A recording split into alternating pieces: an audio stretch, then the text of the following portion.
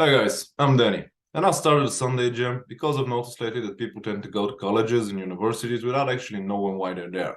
And afterwards, starting jobs that are unfulfilling. So I'm interviewing different professionals to see what they have to say and share their knowledge and experience with you. I hope you enjoy it. Scott Graham, welcome back, man. I appreciate you being here with me. How you doing? I am doing good. We are getting hammered with snow right now, Really? but yes, yes, but I'm doing good.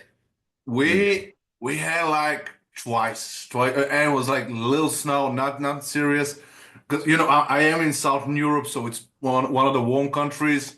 I really don't like the snow. I know I have to because it kills a lot of viruses, and I guess that's why I'm sick now. Because Um, it's ridiculously cold in the morning, and it's super fine in the afternoon. And everything is crazy, but it is what it is. it is what it is. It is what it is. So what do we want to talk about today? I want to do a follow-up with a few questions. I'm not sure if time will be enough, but let's start.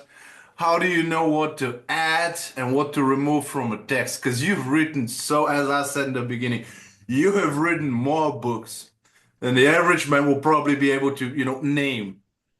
So, It's funny that you should say that because what day is today? Let me see. This is Thursday. So that one, two, three, 4 days ago, I decided I was going to write a book, and I'm done. I'm not done. all right. The brunt of all the work is done. I have 19,000 words to edit, and tweak and fix, and it's mostly formatted, and I have the structure. I'm just if you were to compare where I'm at in the book to like painting a house, I'm the house is painted and I'm working on the trim work. And That's how that's do one. you know what to add and what to remove? Is that because right now you have so much experience with so many books and everything? I guess it's a muscle memory for you, but how do you know what to add and what to remove? Well, what I'm doing right now is I've written all this information and I'm going through it now and I'm looking for repetition. I'm looking, there are, I'm getting to the end of a sentence and I'm like, I already said that. And so Yeah. I'm removing that because the reality for folks these days is they don't want to read War and Peace. They're not Yeah. looking for a huge thing. They want something that's going to get to the point, give them the information, inspire them, and move on. And so I want my writing to be condensed and focused so that somebody turns the page because there's two aspects when someone's engaging with an author. You want them to buy your book. You Yeah. want them to buy your book. And then you want them to read your book, the whole book, not 4 pages, not half the book. You want them to read all the book. And so you have to have a compelling topic that somebody's going to want to get, and then you have to write in a way so that as somebody's going through the book, they want to turn the page. They want to see what's coming next. You want to kind of preview and inspire them, just like we're doing in this podcast. Just, we're talking about ways we're hoping that someone's going to be like, I don't want to hear that guy anymore and click stop. They're wanting to say, what's the next piece? Right? So you do a little bit of preview of what's Make coming them up, want it. make them want it. That's an important piece. Yeah, and you know, it's a good thing that you highlighted how long a book should be. Now, I have a lot of Tolstoy with me here. That's a pre-revolutionary Russian author. It's good, man, but I didn't like it. And let me tell you what the average Russian imperial officer looked like. So Well, he aren't was you supposed to be drinking alcohol when you're reading Tolstoy? I thought that was like a requirement. Like you should no, have. that was after that. That was after the Oh, okay. All right. yeah. So the average Russian officer had black pants with a yellow stripe, Hmm. right? Black boots, black leather boots, a white jacket with again yellow and red stripes, and he was riding a horse. So it took me about three, maybe four sentences to describe the average Russian officer from the imperial era. And I'm pretty sure everybody understands what I'm saying. This guy needs like 5 pages. It's absurd. This is why I couldn't finish The Lord of the Rings. I love Tolstoy. I love Tolkien. Man, I don't want. I if you tell me, Scott, if you tell me last weekend you are with friends in the forest, I can understand that, man. I don't need 20 pages to know what a forest looks like.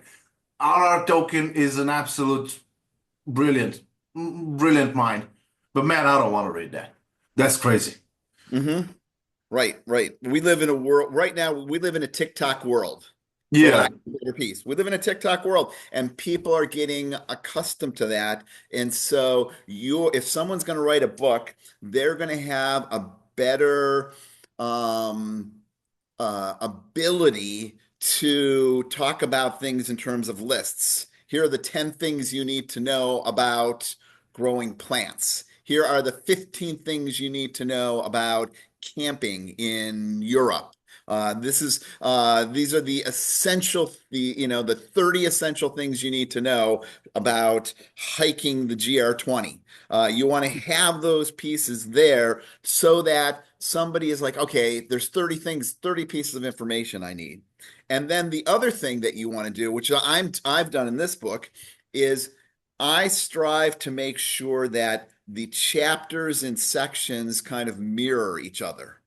So there's like a clear, here's the introduction, here's this here. I'm writing a book about this book that I'm working on right now is about collaboration in relationships, and it's comparing collaboration, negotiation, ultimatums, and fait accomplis. It's done. And so each of those chapters where I'm describing that has the exact same structure. Overview, I use a metaphor around co-pilots for each one to describe it.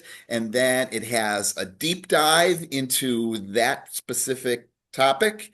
And then it has questions for reflection. Same thing. Boom, boom, boom, boom. And so I'm really straight up with folks. If Yeah. you don't want to do a deep dive, just read the overview and go on and do the questions. If you feel like you haven't gotten enough for the overview and you want to get a little bit of nuanced stuff, read the metaphor about co-pilots. It's 4 paragraphs long, and that will help you understand it. Read what you want and leave the rest. It doesn't have to be a cover to cover to cover thing. No, that's pretty logical. You kind of highlight a little bit, but I want to ask you, how do you know when the book is done, when the work is done? And have you ever been in that situation where the book is done? And I'm asking not only for books, people do project stuff like that. Once it's done and something like the next day or next week Oh pops up, yeah. like, man, I should have written that in that book, but I didn't. How do you deal in those situations? And how do you know when a book is done? So one of the things that I do more often than not, unless I'm putting together like more of a workbook. The last 2 books that I did which are about psychedelics, are more like workbooks, and those need to be in print because people want to write on them. Yeah. But generally speaking, this book that I'm working on right now, I am going to release in ebook format only. Okay. And I'm going to let it, like a fine wine, mature, sit in the cask, the cask Yeah. of Amazon, and test it and see where it goes. Listen from feedback from folks. I'll probably talk about it on podcasts. That's a great thing to do. And as I do those pieces, I might discover things that I want to change or tweak. I might get feedback from folks that say, you missed, I don't understand what you mean here. When I do that, I'm going to tweak the book and I can instantly make those changes on the ebook. Like that. It's easy peasy. After about 6 months of being out there, I will look to take the ebook from the digital version to audio and print. Audio and print are incredibly difficult to change. Yeah. Once it's done, you got to completely redo it. It's the audio is more difficult than print. Print is okay because most places Like I publish exclusively through Amazon because it's a I great. mean, the biggest in the world, of course. And as an author, I'm going to make more money in the long term with Amazon than Oh, anybody else. Anybody, a big publishing company is going to, they need to pay their president, their vice president, their marketing department, their art folks, all these things, the lawyers that are, they have a lot of people they're paying. Amazon very has this all wired down. So I make more money from Amazon and I have more autonomy from Amazon than I would from any of the other big publishers. And Amazon will take those books and help you put them into audio formats because Amazon owns Audible. And a print version, Amazon has these ginormous, huge, huge buildings that print books one at a time. oh, Well, they do. So if you so go that's like to an official service? Because I don't think I've ever heard of that. Yeah, they have these. It is their print. Think of it as a giant printing, like a printer that you would have in your Pretty office, good. but I, it's I the really didn't size know. of a building. And if somebody goes to Amazon and they order one of the print books that's available from Amazon, Amazon puts it through their system. It pops out at the end of the printer. It goes into a package. The address goes on it, and it's mailed. Um, Amazing. all by a machine. You can do soft cover and you can do hardcover. Yeah. You can print a hardcover book through Amazon one at a time. So you don't have, I mean, I remember many years ago talking to a person who was a would-be author, and he, was hawking his books, and he's like, "This is this book, it's a million seller." And then he paused, and he goes, "Because I've got 1 million copies down in my cellar." Because a lot of times the other alternative is if you don't go to one of those big publishing companies, if you go to a smaller ones that are like, oh yeah, we'll publish your book, they want you to buy 1,000 books, and then it's up to you to figure out what to do with them. Yeah. You don't have that problem with Amazon. Uh, it's a funny story. I think you appreciate it. I'm a huge Star Wars fan. Most of my friends are like that.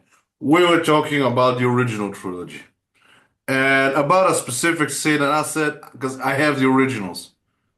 And a friend of mine said, okay, well, that's not what it happened. I said, I'm pretty sure that's what happened.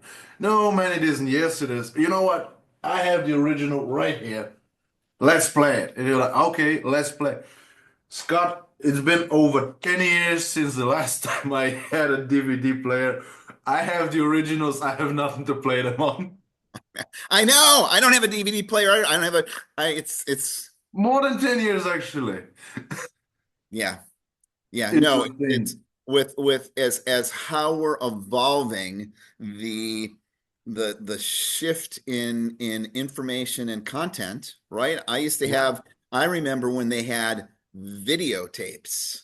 Oh, yeah, I remember And that. then we went from videotapes to DVDs to, now it's just stream. And you could have rented a VCR tape for 24 hours, but if you pick it up on Friday, you get to return on Sunday. Right. It was pretty amazing. We kind of covered that topic already, but I really wanna hear it from you. You're a total professional. How do people don't read much these days? Again, I'm not insulting anybody. I'm highlighting, and we all can see it. There's another joke. A young lady is out on a date with a young man, and she said, "Have you seen my TikTok?" And the guy's like, it's called a watch, right? How old are you? Right, right. How do you know how long a book should be? Now, you're writing about different topics. Surely, when it's about psychedelics, it cannot be the same length as, how to teach your Dr. Paddleboard. Mhm. But uh, how do you know how long to be? Because I'm sure you're taking that into consideration as well. Yeah, you don't want it to be, hugely long, but you want to shoot for at least 10,000 words. 10,000, that's easy to get to. That is easy to get to. How's Um, that on a page? As pages, 10,000 words? I think of it like It depends on 2,500 the word format, of blog. course, but If you read a blog on the internet, some blog entry, that blog is going to be about 500 words. yeah. Yeah. Oh, okay. And Uh, And so another good strategy to do if you're writing a book and you're trying to figure out the content and put it together, um, write a blog. And then when you're done with the blog, convert the blog to a book on whatever topic that you're doing. You can even leave it still up. The I wrote a book on the use of MDMA and as it pertains to grief and loss, which has been a bestseller on Amazon since it came out. Most of your stuff are bestsellers. Not all of it, but some of it. Awesome. And it has. I wrote that as a blog first, and Okay. then changed that into a book. And then I turned that into an audiobook. So the other piece for folks who want to get their content out there is to recognize that if you just write a book, you are missing a lot of the distribution channels because not everybody is going to go, not everybody has a Kindle, not everybody wants to read the book. All those pieces are that fit into that ebook piece. You have to have the digital book, you have to have a print book, you have to have an audio book, you have to turn that into an e-course. There's lots of ways to repurpose that information so that it gets out to more and more people. And Um, that's pretty good. yeah, don't stop with just the book. That's Oh, just the seed. I want to ask you, how do you do? Because every writer that I know, you know what? No, everyone that's writing something, even a project, I've been in that situation, and obviously not a writer here, but when you're doing a project or simply a book, eventually you will hit a brick wall. Eventually your brain will be like, you know what? No, not today, buddy. How do you deal with those situations?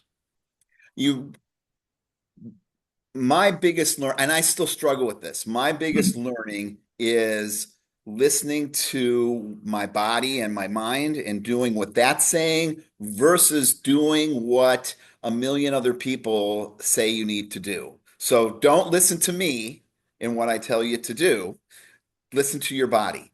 I know that there are writers out there, including Stephen King. Who doesn't want to be like Stephen King? Stephen King supposedly, I don't know if this is baloney or not, but supposedly Yeah. Stephen King writes for an hour every day, and that's it. Sits down, writes for an hour every day. Some people say he does it on a typewriter because he likes the key. I don't know, but he writes for an hour every day supposedly, and that's it. And that's how he's always written his books. I'm like, I should be able to do that. I can't do that. As I've tried to do that, and then I'm feeling like a failure because I'm not able to write. And I'm like, God, I'm a failure as an author. And someone's like, wait a minute, Scott, you've written 20 books. You are not a failure as an author. You're just trying to march to the beat of somebody else's drum. Don't do that. And so Monday, I decided to write this book. Um, I was just talking to a friend who's potentially going to be the editor for this book. It's important to get an editor. And we were talking yesterday evening. And so Monday was 4 days ago, because I Yeah, don't know when you're going music. to watch this. So that was 4 days ago for your reference. So I talked to him yesterday. So 3 days after I started to write this book, I talked to him. He's like, "What have you been doing?" I'm like, "I have just been eating pumpkin pie." This is Thanksgiving Oh for yeah, those of it's you. Thanksgiving. Happy I'm Thanksgiving, eating, Scott. I'm eating, I'm eating pumpkin pie, drinking coffee, and I haven't taken a shower in 3 days. And I'm going away with this book that I'm like really, and the next thing you know, I had 19,000 words. And now I feel like, oh, I can fix a little bit here, fix a little bit there. The brunt of it is done because I I need to have, and people, you're going to be different. Each author is going to be different. Yeah. I need to have a sense of something to work with. If I get something that is halfway done, it's harder for me to pick it up.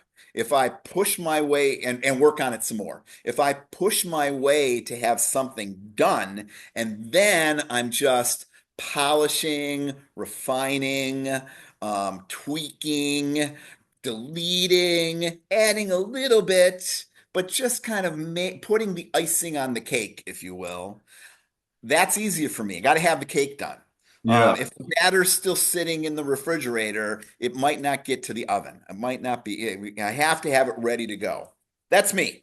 I think I can call myself a pretty much successful person. I have a good career, real estate, and I own property. Uh-huh. Uh-huh. It's pretty good, but the reason I'm a happy person in general because I have never, but not never, but I in general don't compare myself with anyone else. I compare myself with what I was yesterday. I don't even think about what I'm going to be tomorrow because, you know, religious people are like that. We don't, we believe that future is not for us. All right, that's someone else decide. It's how I see it. Hmm. So I compare myself to me yesterday, and I'm trying to be just a better man every day. That's how it is. That's one of the pieces I really admire about you. And that is so core because so many people don't live that way. And They're it's people. always, it's we're just polluted with that. People are trying to sell us watches to because that's what the real cool people are using, or this is the car that you need to have because that's what the happy people drive. And if you buy this car, you'll be happy just like them. And it almost never is. Now, I wanna ask one last question, and the reason I'm asking is the following. I was in my college years, in university and college, I was Chat GTP before Chat GTP was even a thing. Ah, I used to write about 20, sometimes 22, 23 projects because each one of us had a project to do. I had like 20, 22 people that I wrote for, and they paid me for it. Now, how did I do it? Well, let's say you said watches, like marketing for Rolex in Germany. Okay, that's the topic. You go to Google Scholar. That's how I did it. And it's been over 15 years, so statute of limitations right, finished. right, right. So you take it, but you take it in Russian. Well, Danny, I don't speak Russian. Well, neither do I. So you take it in Russian, you translate it because Russian is a Slavic language, Hmm. and you translate it to Spanish, not Italian, Spanish. I don't speak Spanish. That's all right. I'll speak Spanish too. You get the Spanish version, and then you translate it to English, and then you fix it a little bit. Now, why is that? Well, you see, Scott, you know what Europe looks like, and the Slavic folks are, in the East, and the English language, which in its essence is a Saxon language, Anglo-Saxon language, is at the West. Between them, there was the Roman Empire. They speak Latin and Spanish, not Italian. Spanish is more close to Latin than Italian today. So it's able to use synonyms when you translate it. So they couldn't catch you. But although you're using somebody else's project, you're using somebody else's words. During the translation, you use the synonyms, and that's how I used to do it. One day, a professor of mine, later on we became friends, and we still are. Like, come here. How much money are you making? Hey, what are you talking about? He said, I know what you're doing. I've seen hundreds of those every year. I'm seeing hundreds of those every. I know when because every single because you have to fix it a little bit. You can't just spill out. I know the way you speak. Every person has a specific way of talking. I know the way you speak, and the way you speak is the way you write because that's the way you think. I'm saying it like 20, 25 times every time. How much money are you making out of it? And he was gracious enough to to do it in private because man, I would have been in trouble otherwise. Hmm. So and he was right because that's how I was thinking. Keep in mind, I was 17, 18, 19 years old at the time. I didn't knew a lot of things. So I was repeating myself and a lot. How do you avoid covering the same topic in one book? And how do you avoid doing it again? Like you've covered that in this book. Are you avoiding or doing it again in another? What's your method? Well, yeah, I mean, you have just right on different. Once a topic's done. And so the book, like the book that I'm writing now about collaboration, negotiation, ultimatums, and fait accomplis, that's That's so different from the book on paddleboarding with your dogs Yeah. that that's so different from that. There's not going to be any, carryover on that. And so it's for me, it's a piece of, continuously like um looking for new topics and new information because that's part again listening to me I get excited about new information, so I get excited when I am crafting something that's new and feels innovative. There's no information out there around this current topic that I'm working on and that I've been spilling over for the last 3 days.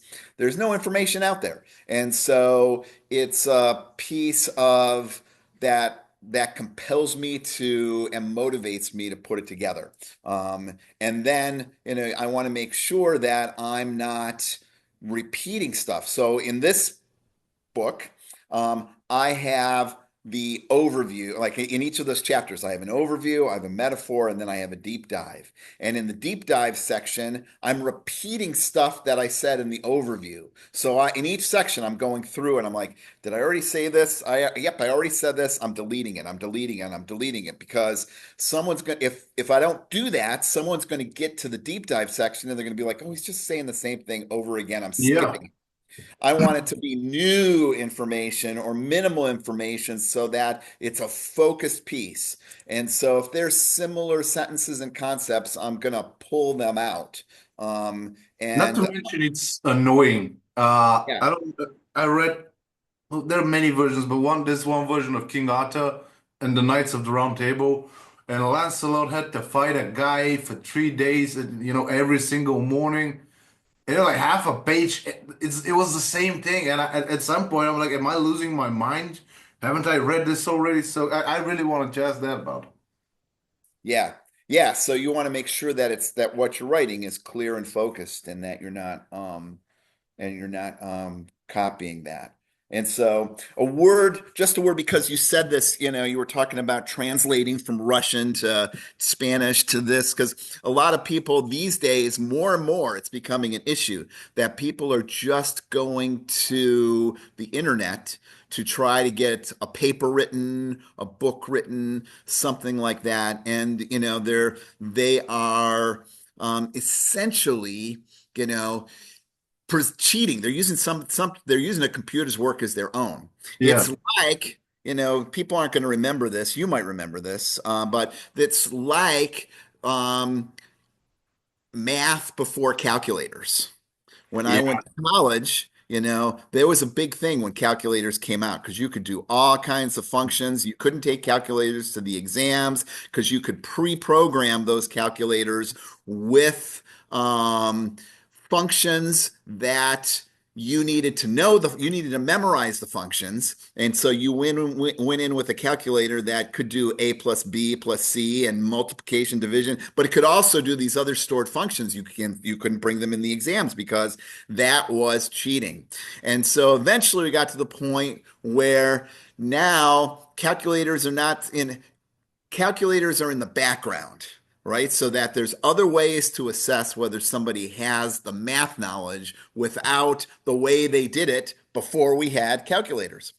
and it was pretty funny when your math teacher like, "Are you going to have a calculator in your pocket all the time?" You Right. remember that ain't like milk, man. They would ask you on the tests to show your work because they wanted to know that you knew, and you knew that the only way that you knew that was by showing your work on Yeah. those pieces to get to that answer.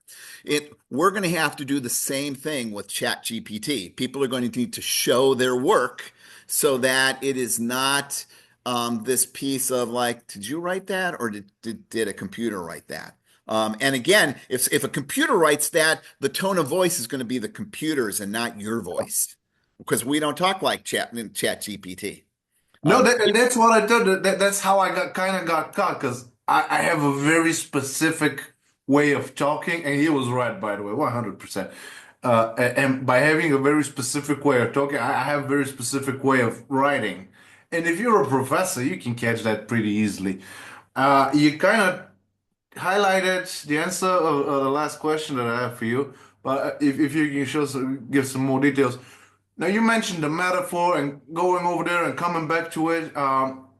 Which methods do you use to grab somebody's attention? Because you've written so many books. I'm sure there are many methods, but here and there.